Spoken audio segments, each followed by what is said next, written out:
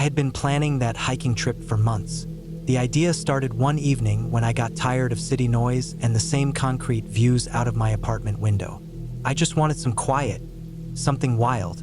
So I started looking at trail maps and gear lists, checking weather patterns, and setting aside a little cash every week for new equipment. My goal was to go alone for 4 or 5 days, somewhere remote but not dangerously far out.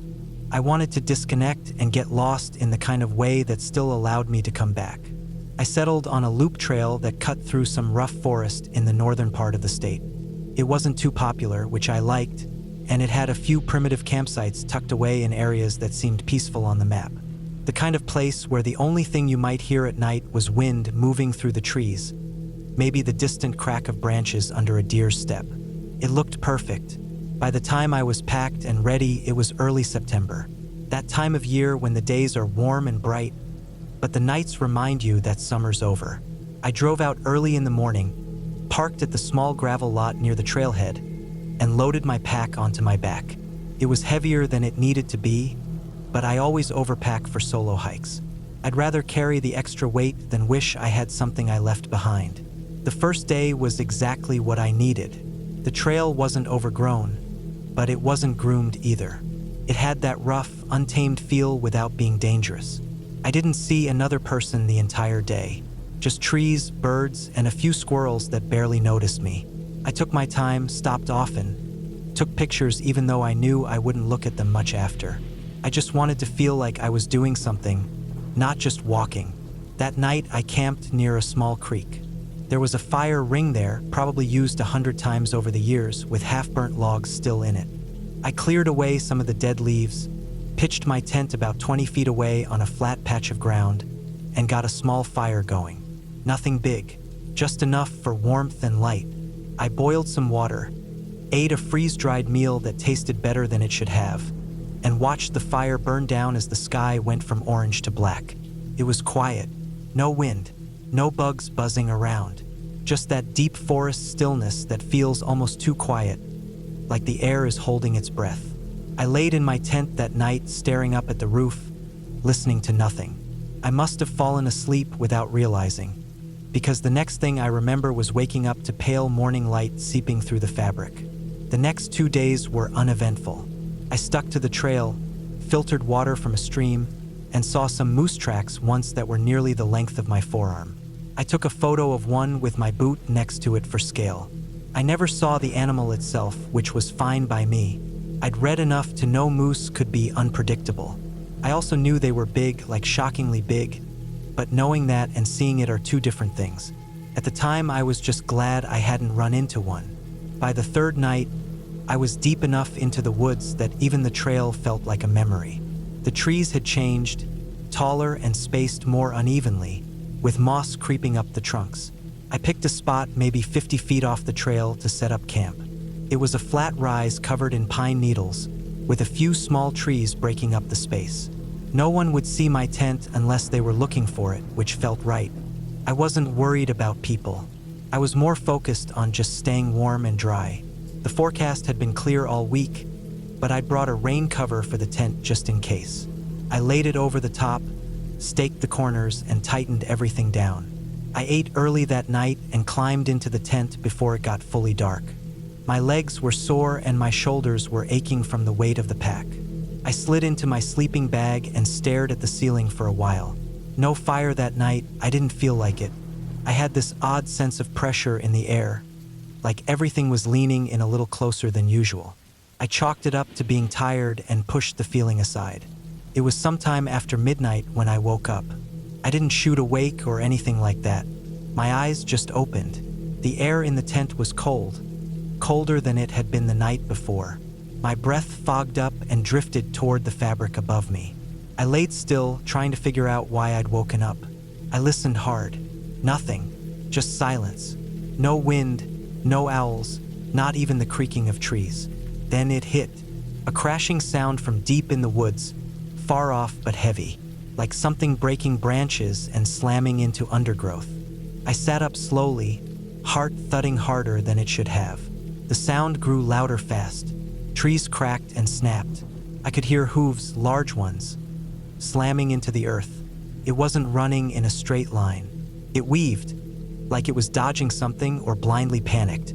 The noise built until it sounded like a freight train barreling straight through the forest.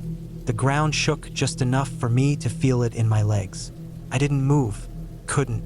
I just sat there, eyes wide, breath caught in my throat. And then it came right through my campsite. Something huge tore through the trees, crashing past my tent with such force I felt the air rush. I heard the pounding of hooves, the snap of small branches, and a heavy grunt or snort that made my skin crawl. It passed so close that I could hear its breath, hard and panicked. Whatever it was, it missed my tent by maybe 2 feet. And then it was gone, still crashing through the woods, fading into the distance. I sat frozen for minutes, listening. Nothing came after it. No other animals. No voices. Just silence again, as if the forest had swallowed the chaos and gone back to sleep. I laid back slowly, heart still racing. I didn't sleep again that night. I kept picturing what would have happened if it had come just a few feet closer. I didn't need to guess much. I saw it the next morning. At first light, I stepped out of the tent. The cold air hit me, and I wrapped my arms around myself as I looked around. My campsite was torn up. Pine needles and dirt kicked aside, branches broken clean through. A deep groove in the ground cut right past my tent, about 2 feet away. I followed it for a few feet and saw tracks, moose tracks, huge ones, deep, fresh. It had run straight through my camp. Probably didn't even see the tent. Moose don't have great eyesight, especially in the dark. If it had been just a little to the right, I would have been crushed. That animal must have weighed close to 1,000 pounds. If it had trampled the tent, I wouldn't have stood a chance. I kept walking around, trying to piece together what had happened. It must have been spooked by something. Maybe a sound, maybe another animal. Could have been a predator, but I didn't see any signs of a chase. No other tracks, no blood, nothing. Just a wild path torn through the woods by a terrified animal running blind. The thought of how close I came didn't really hit me until I sat down on a fallen log to eat something. My hands were shaking a little, not from the cold. I kept looking over at the groove in the dirt and the broken saplings next to it. I kept thinking about how fast it had all happened. No warning, just stillness, then chaos.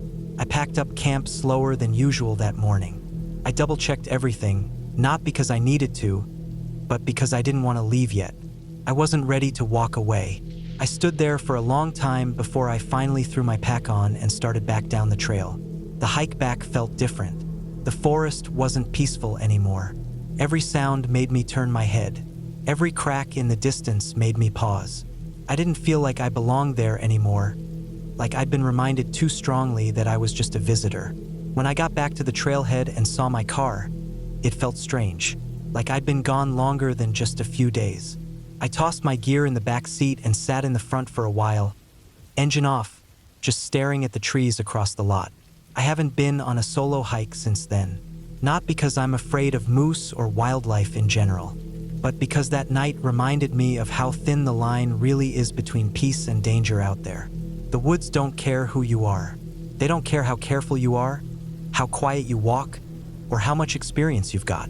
One wrong step, one blind run through the trees, and that's it. I still hike, sometimes with friends, sometimes close to home, but I haven't gone back to that trail. I don't think I will. Not because I'm scared of the place, but because I already got lucky once. I don't need to test that line again. Sometimes, late at night, I still hear that crashing sound in my head, that freight train tearing through the woods, and I think about how 2 feet made all the difference. That's all it took, just 2 feet.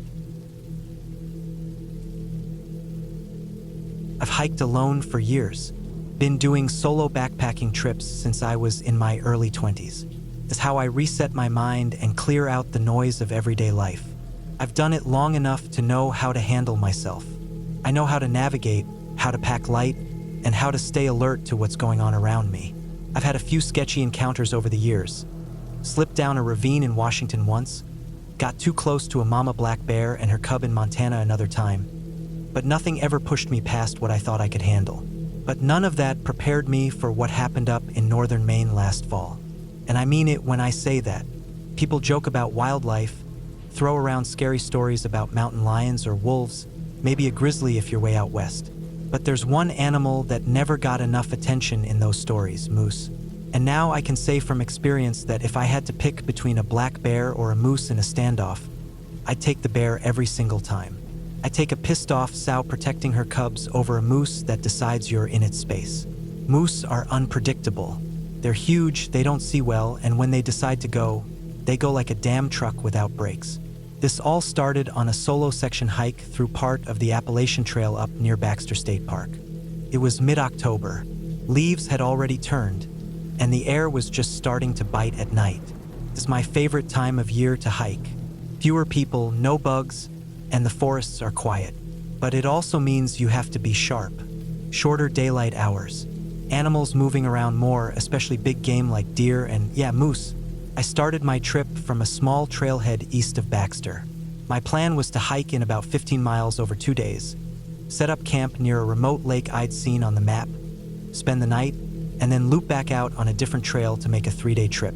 No people, no cell service, just the trail, the trees, and whatever was living out there with me. The first day was uneventful, which is just how I like it. Made good time, legs felt strong.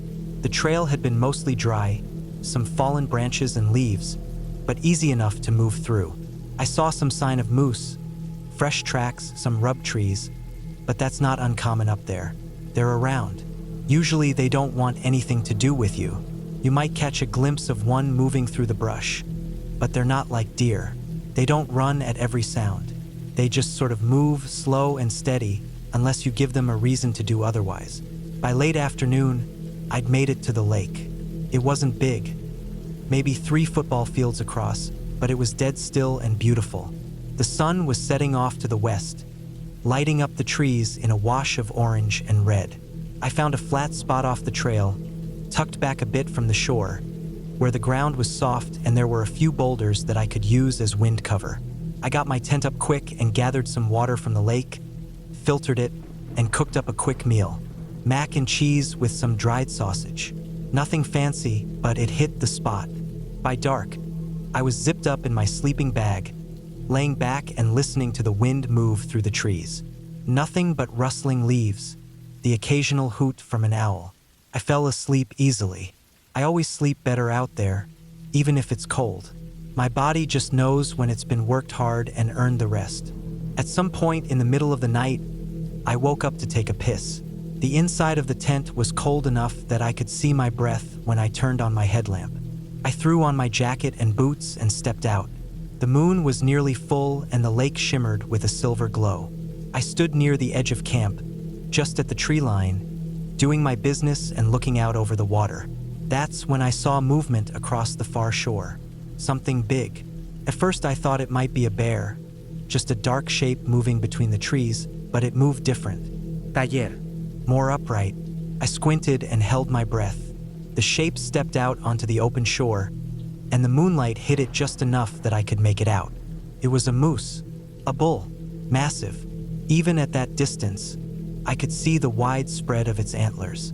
It just stood there, facing the lake, not moving. It didn't seem to notice me, or if it did, it didn't care. I finished up, backed slowly toward my tent, and zipped myself back inside.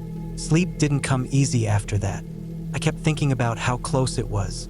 I'd seen moose before, but never one that close and never at night.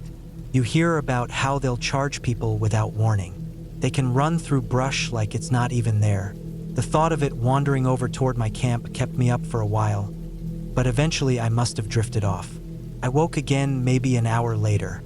This time it wasn't because I had to pee. It was a sound that brought me out of sleep. Not a small sound either. It was like trees snapping, heavy thuds, something crashing through the forest at full speed. My heart started pounding before I even opened my eyes. I just froze in my sleeping bag, staring at the roof of the tent, trying to figure out what was happening. The sound got louder, closer. It wasn't like a bear lumbering or a deer moving light through the brush. This was something big and fast. It sounded like a goddamn freight train coming through the trees. Then, just like that, it was right there. The ground shook. Something barreled past my tent so fast and so close that I could feel the air shift. The sound was unreal. branches snapping, thudding hoofbeats, a loud huff of breath. It was gone in less than a second, but the chaos it left behind was terrifying. I didn't move. I didn't breathe. I just laid there, heart hammering, my ears straining for any sound that might tell me where it went. It was dead quiet again, the kind of silence that makes your ears ring. I couldn't even hear crickets. I don't know how long I stayed like that. At least an hour, probably more. Every time I closed my eyes, I thought I'd hear it coming back. I kept picturing it, 1,000 pounds of muscle and bone, running blind, antlers wide enough to span a car, crushing everything in its path. If it had come 2 feet closer, it would have run right through my tent. I'd have been a rag doll under its legs. Eventually, I must have fallen asleep again from sheer exhaustion. When I woke up, the sun was already rising and everything looked normal, calm, like nothing had happened. But I knew it had. I stepped out of my tent and started looking around.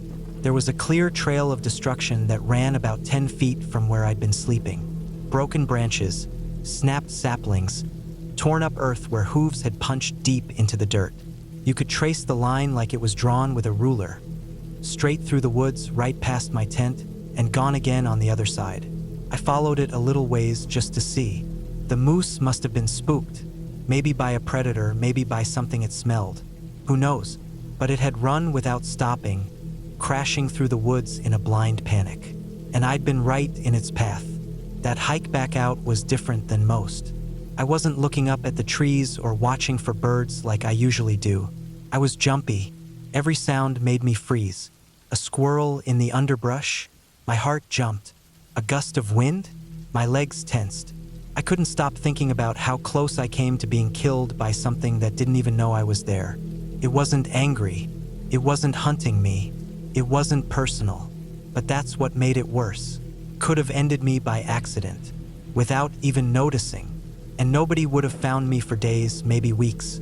I got back to my truck and just sat there for a while, hands gripping the steering wheel, staring out at the trailhead. I've done dozens of solo hikes since then, but I've never camped alone in moose country again. Not without knowing exactly where they are and what kind of terrain I'm in. I still hike. I still go deep. But the noise of branches snapping in the night, that sound stays with me. It's in the back of my mind every time I zip up a tent and turn off my light. People talk a lot about bears, about wolves, cougars. But the truth is, you don't always get to see the scariest thing coming. Sometimes it's a freight train of bone and antler moving blind through the woods. And if you're in its way, you might never get the chance to be scared. I was lucky. 2 feet to the left and I wouldn't be here writing this. Just a body in a crushed tent. Another name on a list that no one pays attention to. Now I pay attention, because next time I might not hear it coming. I've always liked being out in the woods alone. I don't know what it is exactly. Maybe it's the quiet, or maybe it's the fact that everything out there moves at a slower pace. No phone ringing, no car horns, no one demanding your time. Just trees, trails, and your own thoughts. This summer, I planned a solo hike up near Old Forge, New York. I'd hiked a few spots in the Adirondacks before, but not this particular area. It wasn't anything extreme, just some casual trails that wound near back roads and around a couple lakes. It seemed like a perfect way to kill a Saturday, stretch my legs, and maybe even take a few photos if the light was right. I got out there around 9 a.m. The sky was clear, mid-70s, no real humidity to speak of. The trailhead was just off a side road where I parked behind a small, closed-down general store that had a gravel lot overgrown with weeds. There was a sign half-rotted with trail written on it and an arrow pointing toward the woods behind the building. I had a day pack with me, nothing serious, some water, a snack bar, a knife, flashlight, and my phone in airplane mode just to save battery in case I needed GPS. I wasn't planning to be gone more than a few hours. The trail itself wasn't exactly rugged. It started off wide and easy to follow, with tree roots snaking underfoot and pine needles softening every step. Felt peaceful. I could hear birds chattering, the occasional squirrel darting off into the underbrush, and once or twice I even saw a chipmunk run right across the trail in front of me. I walked for a couple miles, losing track of time like I usually do out there. just walking and breathing and letting my thoughts wander. About an hour and a half in, I came to a junction where the trail split off to the left, leading down into a shallow dip in the land. I hadn't studied the map that closely, but I figured it would loop around eventually. It wasn't marked, but the trail was well worn enough that I figured I wasn't the only one who'd used it. As I descended the hill, I started to smell something faint but sour. It was that kind of rank, rotting smell you get from spoiled food. I didn't think much of it at first. Maybe something dead in the woods, or maybe someone had tossed trash nearby. Either way, I kept walking, stepping around a few muddy patches and brushing past overhanging branches. The smell got stronger the farther I went, but not enough to be overwhelming. It just lingered there, sour and earthy. About 100 yards later, the trees opened up into a clearing that butted up against the back of what looked like an old maintenance building or small transfer station. Hard to tell. It was fenced off with one side of the fence bent inward like something heavy had crashed into it. Off to the right of the building was a large metal dumpster. One of those commercial-sized ones you usually see behind restaurants. The lid was flipped open and trash was spilling out. Black bags torn open, styrofoam containers, fast food wrappers, and old cardboard. The smell was awful now, rotten food and something else I couldn't quite place. I was about 30 feet from the clearing when I saw it. A black bear, big one, easily 250, maybe 300 pounds. Thick shoulders, coarse fur, snout half buried in the garbage. It had its back to me at first. My feet froze. My brain didn't even register the danger right away. I just stood there, staring, hoping it wouldn't turn around. But of course it did. It must have smelled me or heard me step on a twig. Whatever it was, the bear raised its head, sniffed the air, then slowly turned to face me. Its eyes locked on mine. For a moment, nothing moved. I didn't even breathe. Then it stood up. Not like in the movies. Not a dramatic roar or anything. Just slow and steady. It rose up on its hind legs, towering above the dumpster, arms slack at its sides. I'd never seen anything like it. I'd seen bears on TV, in pictures, even a couple at a distance out in the woods, but nothing like this. Nothing that close. Nothing that aware of me. My heart thudded once, then again harder. My chest tightened. I took a single step backward, then another. I didn't want to run. I knew you're not supposed to run. That triggers them. I remembered hearing that somewhere. So I just backed up, keeping my eyes on it, not making any sudden moves. It didn't come forward. Not yet. It just stood there watching, sniffing. I could see bits of garbage stuck to its fur, and a tear in one of the bags hanging from its paw. Its eyes weren't angry, but they weren't indifferent either. They were sharp, curious. That's what scared me most. It wasn't ignoring me. It was considering me. Another slow step back. My foot landed on a branch and snapped it clean in two. The bear's ears twitched.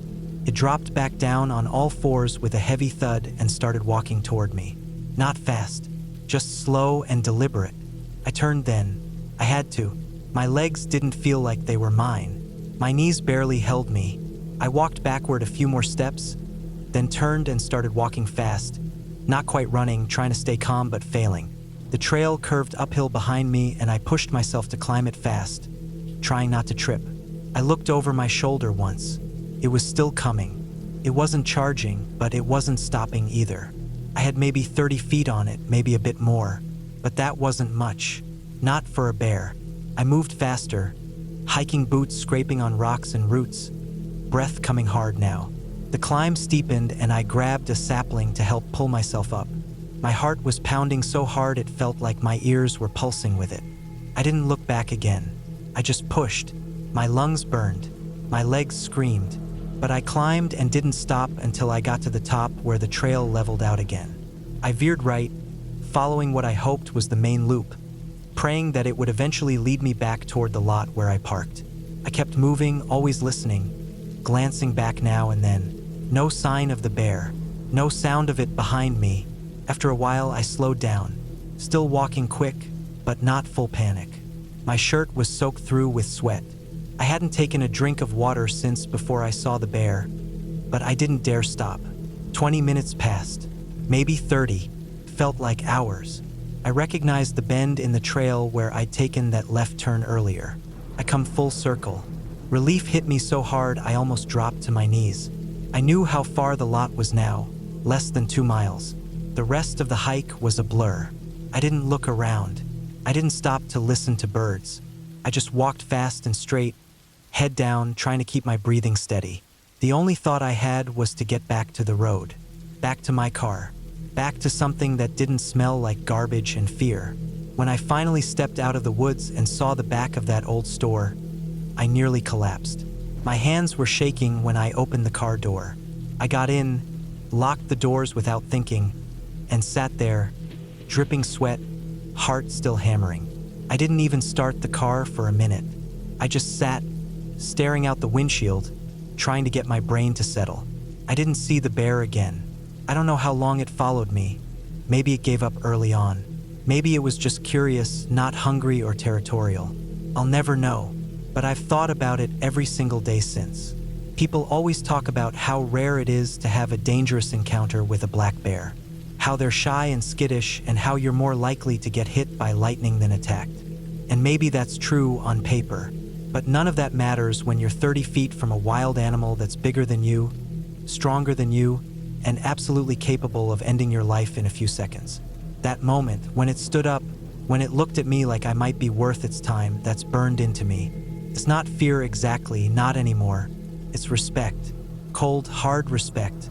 I still hike, but I don't go alone as much. I carry bear spray now. I study maps more carefully. I don't go off unmarked trails just because they look interesting. And I always pay attention to smells, because sometimes it's not the woods you have to worry about. It's what the woods bring in, and what they hide just long enough to make you forget where you really are. Out there, you're never the top of the food chain. Not really.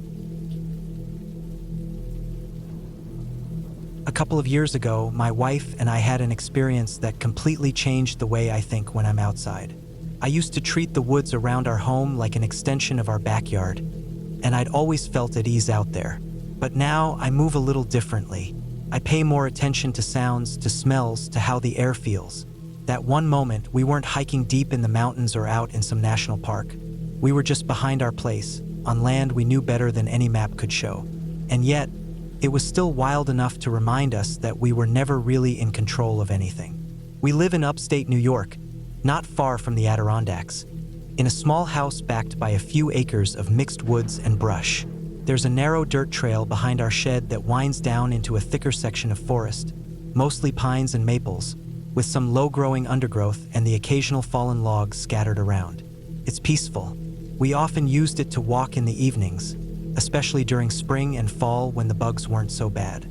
It's not an official trail, just a well-worn path we'd made over time, from taking the same loop for years. We'd always end up circling back toward the rear of the property and cut through a patch of tall ferns before stepping out near the back deck. It became part of our routine. That evening, it was late summer, August if I remember right. The sun was low but still above the trees, casting a long golden light that made the whole forest feel warmer than it actually was. The air had that thick, still quality you get at the end of a humid day. We weren't planning a long walk, just a short loop to stretch our legs after dinner. I had on a pair of old sneakers, a faded t-shirt, and gym shorts. My wife wore a tank top and leggings, her hair tied back loosely. Neither of us thought twice about what we were doing. It was just our woods. I remember stepping off the edge of the yard and into the trail like I'd done hundreds of times. There was the usual sound of our feet on dry leaves, the soft creak of branches overhead in the wind, and once in a while the chirp of a bird or a squirrel kicking around in the brush. It was calm. I wasn't even carrying anything. No bear spray, no knife, no phone. I didn't think I needed to. We were only a few hundred feet from our house. We walked in comfortable silence, slowing a little near the bend where the ferns started to grow thick on either side. There was a big maple there that had fallen years ago, its roots sticking up like a claw reaching out of the ground. It always caught the light in an interesting way. I remember noticing how quiet it had suddenly become. Not silent exactly, there was still the soft buzz of insects, but the woods had that hushed feeling, the kind you get just before something happens. I don't know why, but I looked up ahead, past the bend, about 30 feet in front of us, and that's when I saw it. A bear. A big one. Easily over 250 pounds, maybe more. I could see the shape of its head, the thick, dark fur, the rounded ears. It was standing broadside to us, partially obscured by the ferns, but close enough that there was no mistaking what we were looking at. The way the light was coming through the trees, it lit the bear's back just enough to show the definition of its muscles under the fur. It wasn't doing anything threatening. Not yet. It was sniffing the air a little, like it had caught a scent, and it seemed distracted. Maybe it had just come out of the thicker brush where the woods dipped into a dry creek bed, or maybe it had been watching us longer than we realized. Couldn't tell, but I knew immediately that we were way too close. 30 feet might sound like a lot in your head, but when you're looking at a bear, an animal that could close that distance in just a few seconds, it feels like nothing. I froze. My wife stopped beside me. We didn't speak. We didn't have to. The bear looked up. It didn't charge or growl. It just turned slightly, now facing toward us. The snout lifted higher. I don't know if it could make us out fully or if it was just trying to catch more of our scent. But for one awful second, it took a slow step forward, almost testing. And then it rose up, not fully, but enough. Just enough to let me see the true size of it. You hear that black bears are smaller than grizzlies, and they are, technically. But when you're face to face with one in the wild, that difference doesn't mean anything. It was enormous. I don't know how long we stood there, seconds, maybe. My heart was hammering so hard I could feel it in my throat. I could hear the blood rushing in my ears. I didn't want to turn my back. I didn't want to make any sudden moves. But every nerve in my body was screaming to move, to get out of there.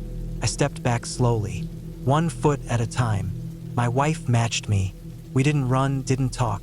We just backed up, inch by inch, until the trail opened slightly behind us. The bear didn't follow. It just stood there for another moment, then dropped back to all fours and turned away, disappearing into the undergrowth as quietly as it had appeared, like a shadow slipping back into a wall. We didn't stop to admire the trees or listen to birds after that. We walked, fast and steady, until we could see the back of our house through the trees. And then we broke into a full run, scrambling up the small incline to the deck, flinging open the back door, and slamming it behind us. Once we were inside, we just stood there in the kitchen, not saying anything, catching our breath. My legs were shaking. My hands were damp with sweat. I kept replaying the sight of that bear in my head, the way it looked right at us, the slow motion of it rising up. After that day, everything changed for me. I stopped treating the woods like they were mine. They're not. They never were. That land behind our house belongs to the animals that have always lived there. The deer, the foxes, the birds, the bears. We're just guests, and sometimes we forget that. I started carrying a whistle and a can of bear spray on every walk, even short ones. I added bells to my backpack straps when I hiked. We started walking earlier in the day, making more noise, never cutting through the trail without checking the wind, looking for fresh tracks and staying alert. It's hard to explain just how much one moment like that can shake something loose in your mind. It's not like I was ever careless, not completely, but I never really understood how fast something could go wrong, how a normal evening could turn into a close call just like that. 30 feet is nothing. 30 feet could have been the end of us. We were lucky. That bear wasn't aggressive. Maybe it had just eaten, maybe it didn't feel threatened, maybe we just weren't worth the trouble. But it could have gone the other way, easily. That kind of moment sticks with you. It works its way into the back of your mind and stays there. Now, even when I'm mowing the lawn or walking to the shed at dusk, I scan the treeline. I think twice before stepping into the woods. That doesn't mean I've stopped enjoying nature. I still love being outside, but I carry a different kind of respect now. A sharper awareness of where I am and who else might be out there. It's funny how something so quick can leave such a deep mark. I've been through storms and injuries and even got lost once in the high peaks. But that quiet stare from that bear, just 30 feet away on a summer evening behind my own house, that's the thing that changed me most. And I think it always will. It was during the last year of high school, when I was still hanging around the same crew I'd grown up with in the outer suburbs of Sydney. There were 6 of us back then, But this story is mostly about the 5 who went into the bush that one weekend without me. I wasn't there for it, not directly, but I knew that spot well. I'd hiked into that area with them more times than I could count. I know how it looked in the daylight. Dried gum leaves crunching underfoot, warm winds cutting through the trees, magpies calling out in the branches overhead. And I know how it felt at night, cool, silent except for the chirping insects, and empty. It always felt too empty. It was our routine, really. Whenever we got our hands on booze, which wasn't hard, since one of us had a brother who worked at a bottle-o, we'd throw a case of beer in our backpacks or one of those horrible plastic bottles of vodka and hike into the bush about 4 or 5 kilometers in. The idea was simple. Drink under the stars where no one could see us or call our parents, or worse, the cops. We always went to the same place, a sort of natural clearing tucked in among the trees, just above a slope that led down toward a flat expanse of land that turned to marsh in the wetter months. There was a big boulder at one end that we'd use as a windbreak, and sometimes a fire pit in the middle made from a circle of stones we'd arranged years before. We never brought tents, just sleeping bags, food if someone remembered it, and the booze. No one ever really planned. We just went. That night I wasn't with them. I'd had a part-time shift at the servo, and by the time I was done and got the message, they were already deep into the hike. It wasn't the first time I'd missed one, so I didn't think much of it. I remember it was hot that day. Dry, still air, the kind that left sweat clinging to your back even when you weren't moving. What none of us had bothered to check, though, and I'm just as guilty of that normally, was the weather. Storms in summer in New South Wales can come out of nowhere. I don't mean a bit of drizzle either. I mean proper, heavy, ground-shaking downpours. The kind that sweep through the gum trees and leave them dripping for days, with thunder so loud it rattles your ribs. That was the kind of night it turned into. From what they told me afterward, the 5 of them got to the usual spot sometime just before dark. They'd already started on the drinks before they'd even reached the clearing. Just laughing, shouting, that kind of thing. Typical stuff for us.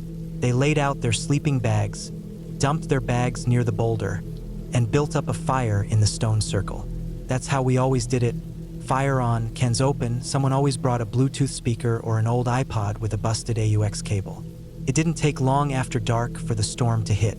They said it came on fast.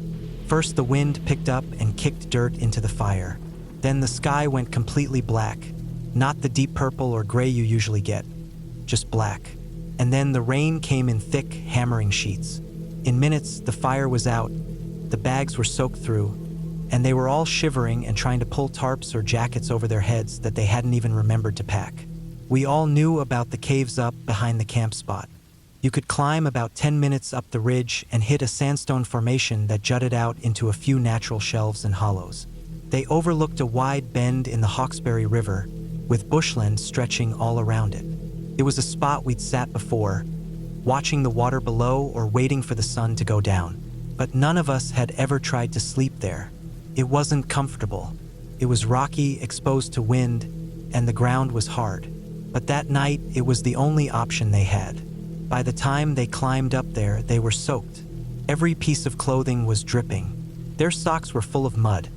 Their backpacks were heavy and clumsy from the waterlogged contents, and the beer cans had to be carried by hand so they didn't spill out into the dark. They didn't have torches, just phones, and those were mostly low on battery. One of the guys slipped on the way up and sliced his palm on a rock. Nothing serious, but enough to make him yell and enough blood to get on his shirt. When they finally made it into the caves, they realized just how cold they were. Drunk and miserable, they tried to make the best of it. I'm told they huddled in one of the wider caves, a shallow half-dome of stone with enough room to sit up and stretch your legs. One of them tried to light a fire again, but everything was too wet. No kindling, no dry wood. So they started digging into the dirt with rocks and sticks, trying to make a pit sheltered from the wind. That's when they found it. At first, it was just something hard under the soil. One of them thought it was another rock. But as they kept digging, trying to get enough depth for the fire, they unearthed more. Bone. Several pieces of it. White and brittle, the kind that cracks easy when it's dry. The kind that doesn't look like any animal we'd normally find in that area. Then they found the top of a skull. A real, unmistakable human skull. They panicked. Not the scream and run kind of panic, but the freezing kind. Everyone went quiet, no one moved, and they all realized at once what they were looking at. It was real. They were sitting in the dark, wet and drunk, in the middle of a storm, next to what was clearly a burial site. After a few minutes of stunned silence, they pushed some of the dirt back over the bones. Not in any careful way, just enough to not be staring at it. Then they grabbed what they could and stumbled back out into the rain. They didn't go back down to the clearing. That was out of the question. The idea of staying up there near those caves was worse, but they couldn't bring themselves to go back to camp either. So they walked, drunk, soaked and half blind, about halfway down the slope, and sat under the lowest trees they could find, shivering through the night. No one slept, no one talked. They sat in their own miserable silence, the rain occasionally lightening up and then hammering down again. The booze wore off. That might have been the worst part. As it faded, the cold set in worse, and so did the reality of what they'd found. When the sky finally started to brighten with morning, they began the long walk back. Took them almost twice as long. One of them threw up on the trail. The one with the cut on his hand had it wrapped in a filthy bandana. Their shoes squelched with every step.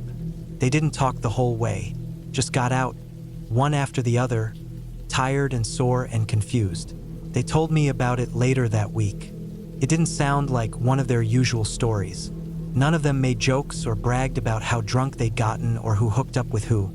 They were quiet, nervous even. It unsettled all of them in a way I hadn't seen before. Eventually, they told someone, one of their parents, I think, and the police were called. They went up there with forensic crews and a few local cultural heritage officers. Turned out it was a very old Aboriginal burial site, the kind that might have been there for hundreds, even thousands of years. It had been covered by sediment and leaf litter for who knows how long. Just a coincidence that it got dug up that night. The authorities treated it respectfully.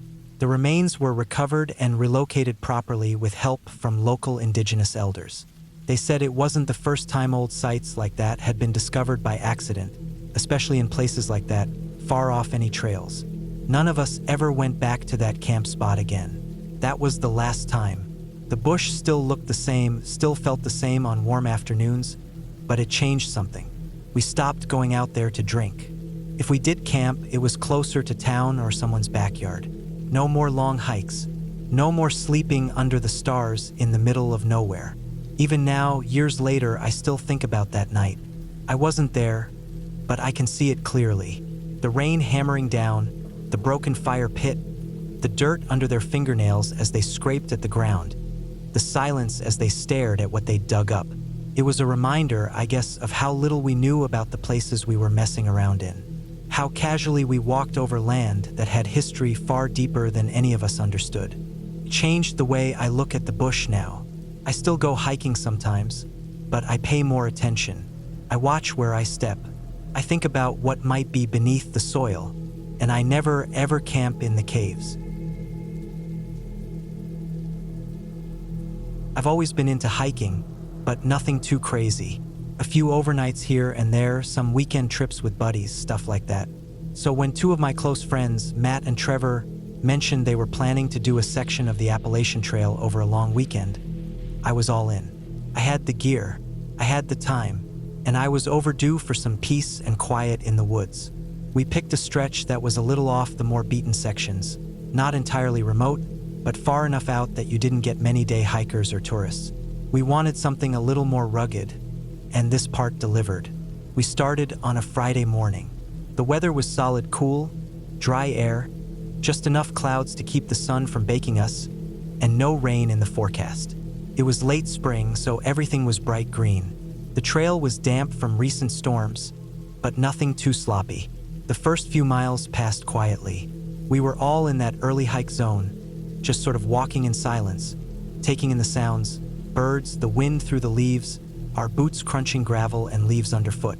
A few hours in, we were moving up a mild incline when something caught my eye. There was this rock right in the center of the trail, nothing unusual there. What was weird was what was leaning against it. It was a bundle of sticks, tied together at the top, spread out at the base. It looked like some kind of figure. Immediately reminded me of those weird ones from that old Blair Witch movie. That kind of triangle stickman shape. I stopped and stared at it. Matt and Trevor kept walking for a few paces before realizing I'd fallen behind. I didn't say anything. I just picked the thing up. It was about a foot tall, maybe less. 3 sticks lashed together in a triangle, with a 4th stick running down through the middle. The twine was some thin, frayed-looking cord. The sticks were dry, old, gray wood, probably been on the forest floor for months before someone grabbed them. I turned it over in my hands. Whoever made it had done it on purpose. It wasn't just some kid's forest art. It was dead center on the trail, right where you had to step around it. And it wasn't there by accident. I don't know why I did it, but I thought it was cool. Kind of eerie, sure, but it felt like a found object from some forgotten place. So I slipped it into the front pouch of my pack and kept walking. I didn't say anything to the others. I didn't feel the need to. I just figured it was a little trail oddity, a weird memento to laugh about later. The rest of the hike was uneventful. We made good time, stopped a few times for water and snacks, and reached our campsite just before sunset. It was one of those clearings right off the trail, with a decent fire pit someone had built with a ring of stones. No signs of recent use, just old, blackened wood from past fires. We set up our tents, unpacked, and made a simple dinner. Freeze-dried stuff, some granola bars, the usual. That night was quiet. Just the sounds of the forest, crickets, the distant calls of night birds, the occasional rustle from the underbrush. We were all wiped out, so after eating and sitting around the fire for a bit, we turned in. I crawled into my sleeping bag, shut my eyes, and was out cold in minutes. I woke up just after sunrise. The sky was starting to brighten, pale gold light filtering through the trees. Birds were chirping again, louder now. I stepped out of my tent, stretched, and walked over to the fire pit to get some water boiling for coffee. That's when I saw it. Sitting right on top of the charred wood from the night before was another bundle of sticks. The same shape, the same size, the same kind of dry, brittle gray wood, tied together in the same way. It was an almost perfect replica of the one I had picked up the day before. I just stood there staring at it. First thing I did was go over to my pack and unzip the front pouch. The original one was still in there, right where I left it, untouched. I felt a cold sort of pressure in my chest, that slow slide from confusion to unease. The forest didn't feel the same as it had the day before. It didn't feel peaceful or open. It felt like it was holding its breath. Eventually, Matt and Trevor woke up. I asked them straight up if either of them had made it or put it there. Both of them denied it. They were as weirded out as I was, or at least seemed like it. I know how pranks go, and we've all messed with each other before. But this didn't feel like that. The replica was just too exact. That whole morning was quiet. None of us talked much. We drank our coffee, packed up camp, and got moving again.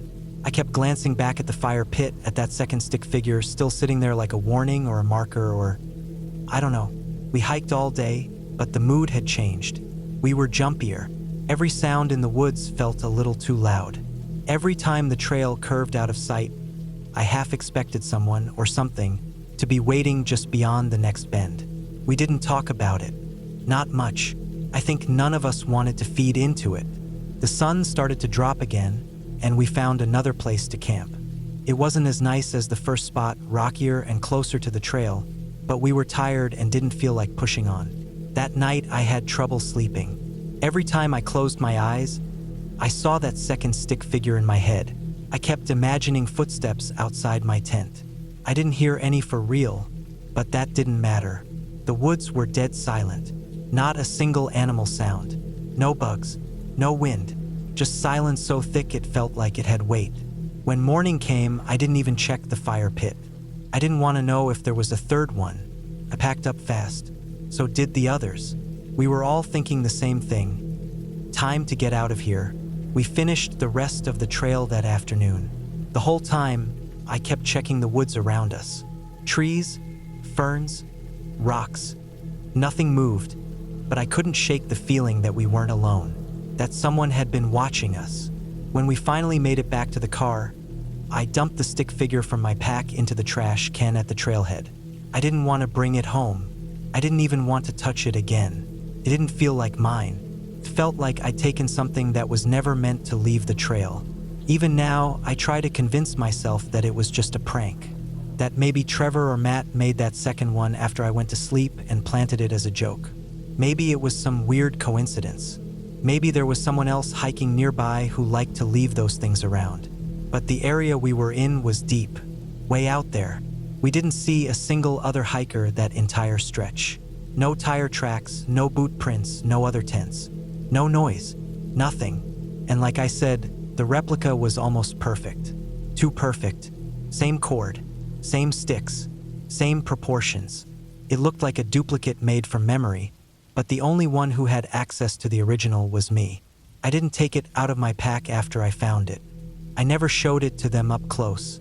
I've thought about that trip a lot since then. It doesn't feel scary anymore, not in the way ghost stories do. It just feels unsettling, like I brushed up against something that didn't want to be touched. Something old, not supernatural, just something out there in the deep woods that lives by rules we don't understand. I haven't been back to that part of the trail. I still hike, but I stick to more traveled areas now. Places with people, signs, ranger stations. Every now and then I'll wake up at home and think I hear something in the yard. Twigs snapping or dry leaves rustling. I always get up and check. I always go to the window just to be sure. But so far, I haven't seen anything. Still, I sometimes wonder what would have happened if I had brought that figure home. Or what would have happened if I had taken both. I've always been one of those people who thinks I know better than warnings. I'm not reckless, but I've got a pretty solid gut for when something feels off or when I can bend the rules a little and get away with it. This mindset has been with me for years, and honestly, it's never steered me wrong before. Maybe it should have. Maybe it was all just dumb luck. But anyway, that's how it all started, on a solo hike in the mountains, a place I knew well but still treated with respect. It had been a long day already, maybe 8 or 9 miles into the hike. The sun was starting to dip behind the trees, casting long shadows over the trail. I wasn't even near the halfway point, but I had planned to find a camping spot soon. The trail was quiet. I liked it that way. The more I could be alone, the better. Somewhere deep in the woods, about a mile away from any trail junction, I came across a small creek. It wasn't a big, rushing waterway, just a quiet little stream trickling through some rocks. The kind of place you'd pause at, listen to the water, and maybe dip your feet in for a break. But what caught my eye was the sign. A simple wooden board staked into the ground right by the water's edge. The paint was weathered, but I could still read the bold, clear message on it. Do not drink water. And right underneath, contaminated. My first thought was, why is it contaminated? I mean, it didn't look like much. A small creek, surrounded by trees, water clear enough to see the stones at the bottom. But the sign was there for a reason. I knew that. Still, I wasn't one to let something like a warning ruin my day. It had been a long, hot hike, and I was getting thirsty. I had already finished the water in my bottle earlier and was running low.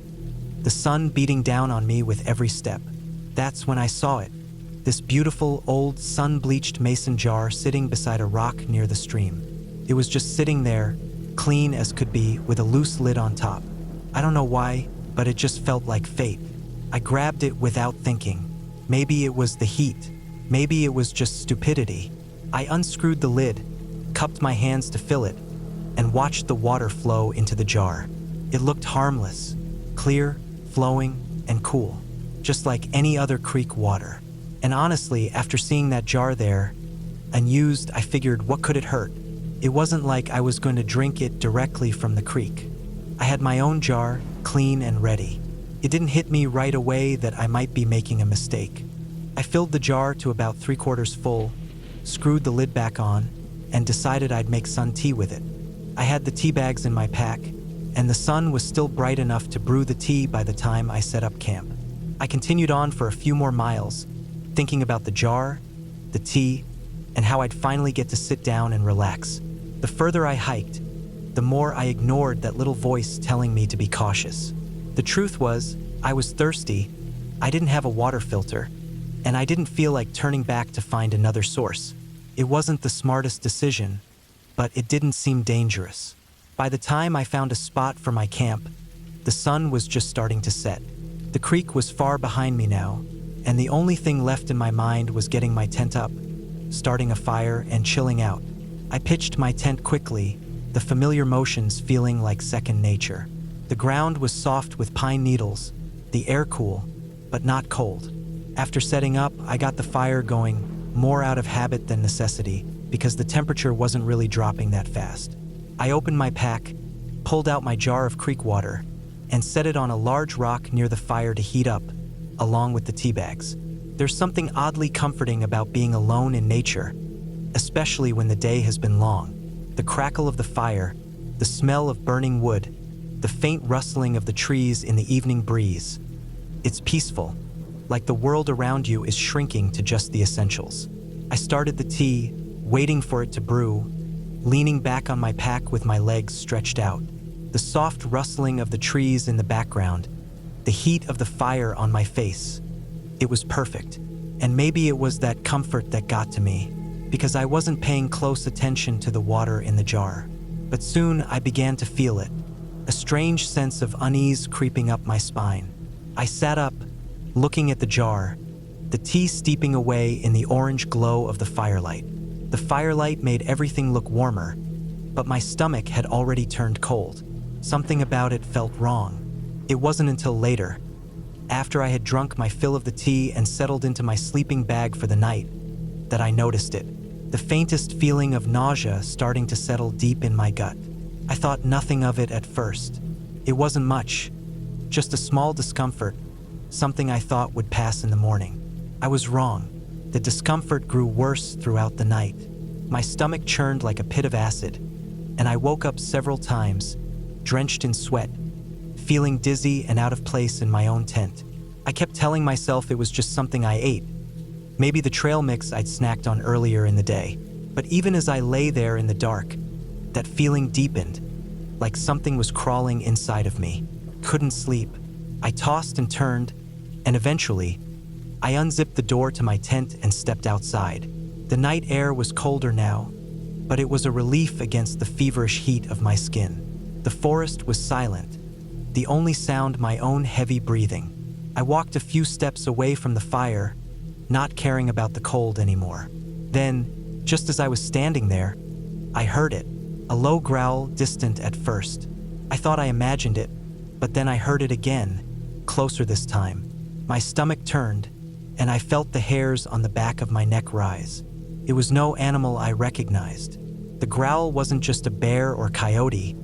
It was something else, something deeper. I spun around, scanning the dark woods. Nothing moved.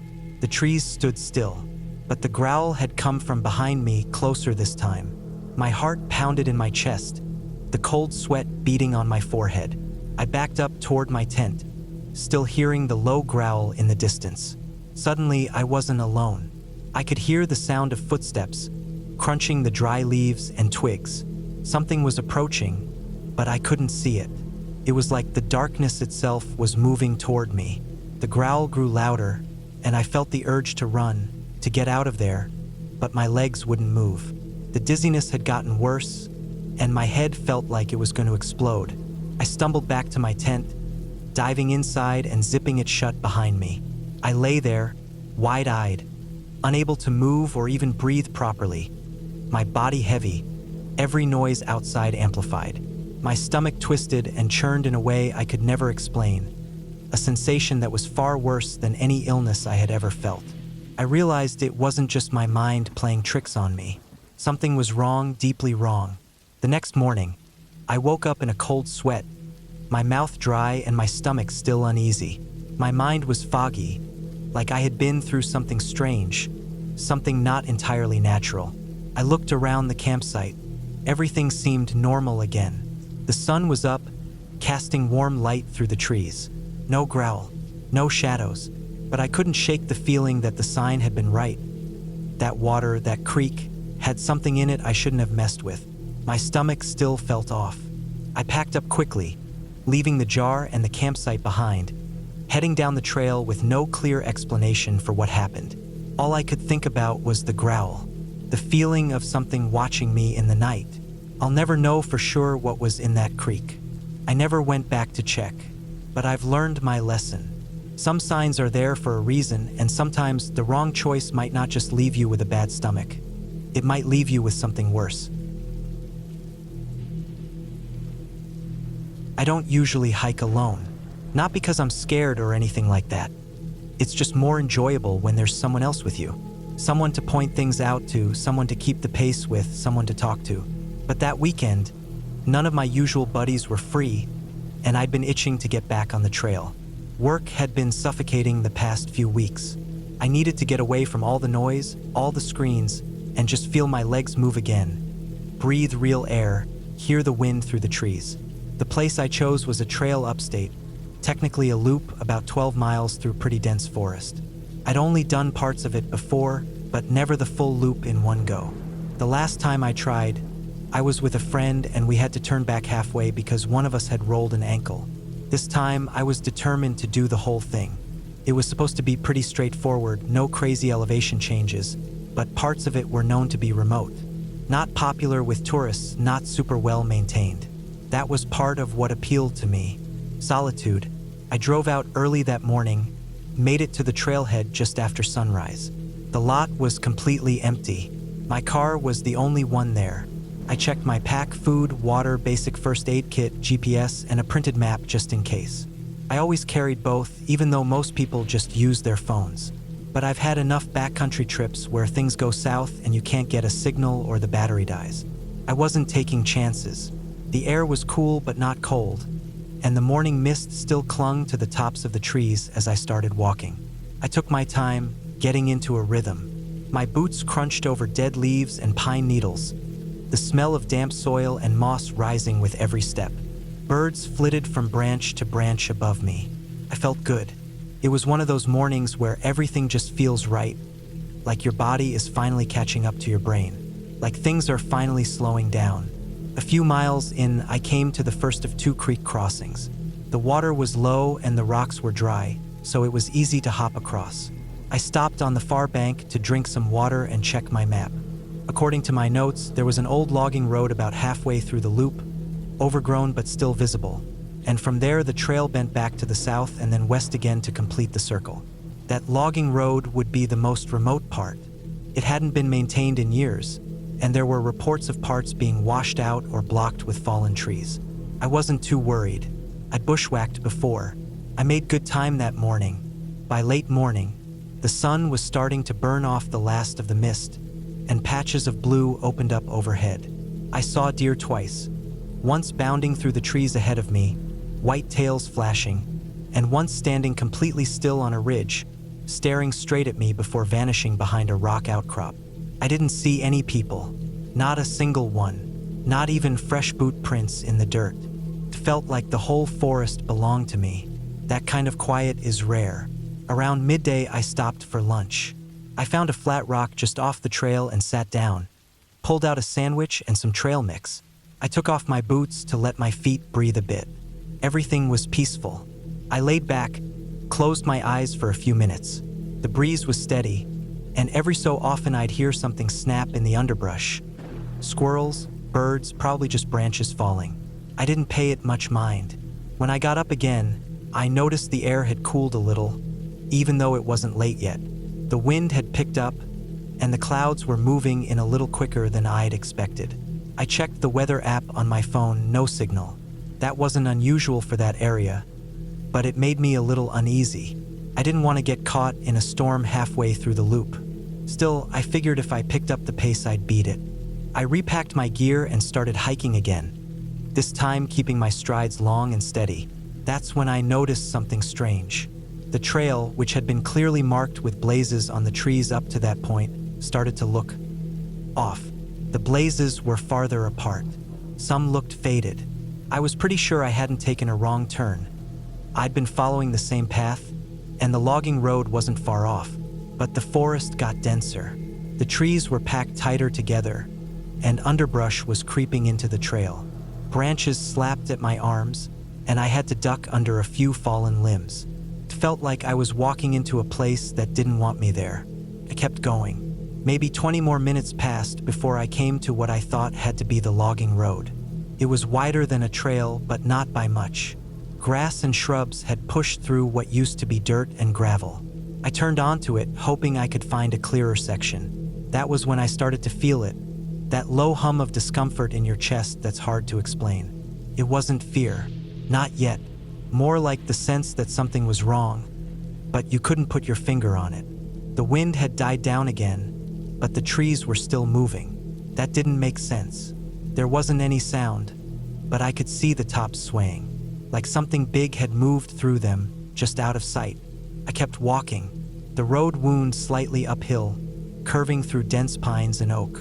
My boots brushed against dead leaves and broken branches. I noticed more fallen trees. A lot of them looked fresh, wood still pale where it had splintered. One had collapsed across the path, and I had to climb over it.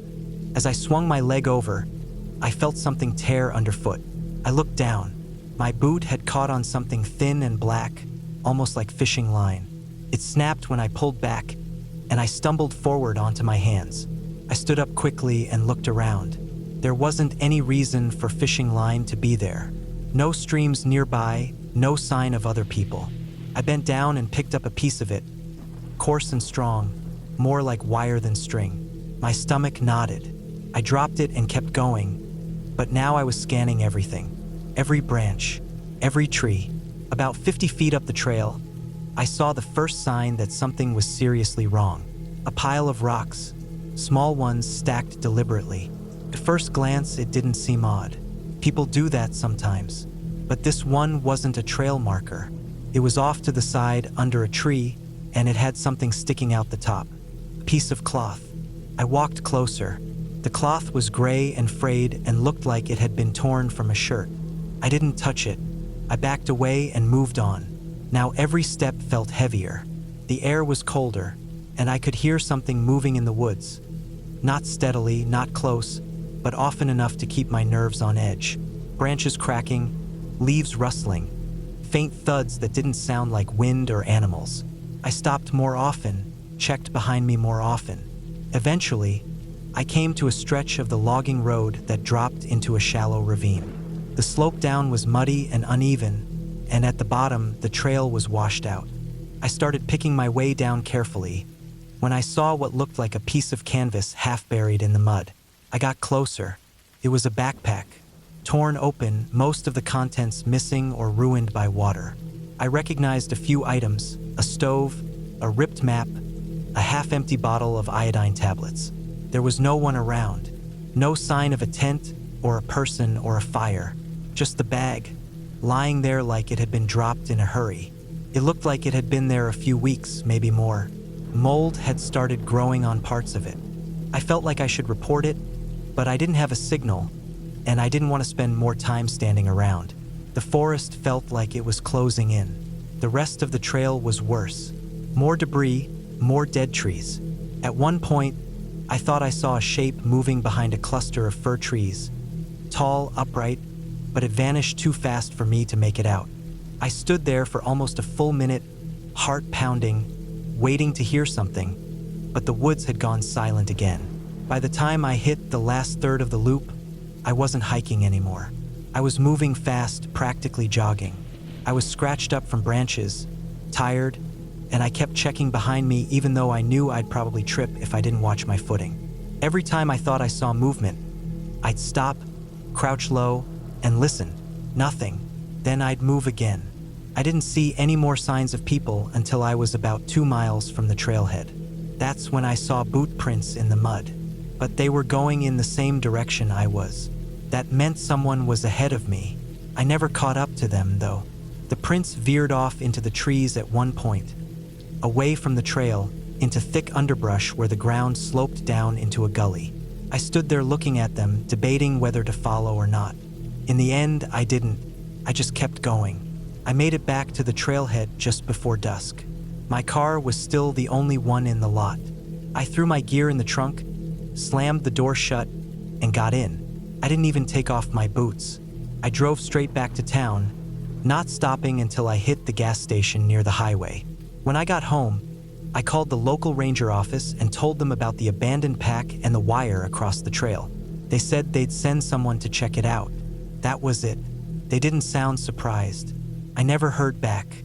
I tried searching online for reports of missing hikers in that area, but there wasn't much. Couple of vague posts, nothing confirmed. I haven't been back to that trail since. I still hike, but I stick to the more popular routes now.